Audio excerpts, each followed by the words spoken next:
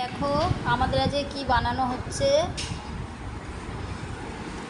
এখানে দেওয়া আছে আলু সেদ্ধ, ডিম সেদ্ধ, পেঁয়াজ কুচি, কাঁচা লঙ্কা কুচি, জিরে গুঁড়ো, ধনে গুঁড়ো, পরিমাণ মতো নুন।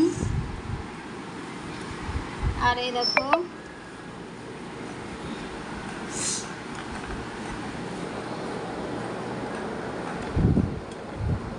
প্রথমে রুটির আকারে বেলে নিতে হবে। এই যে লেচি করে রাখা আছে, প্রথমে রুটির আকারে বেলা হচ্ছে।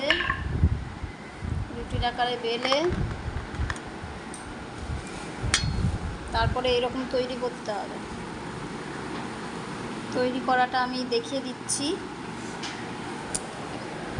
প্রথমে যে রুটি নিতে হবে, রুটির মধ্যে এগুলো দিতে হবে, মাঝখানে পরিমাণ মতো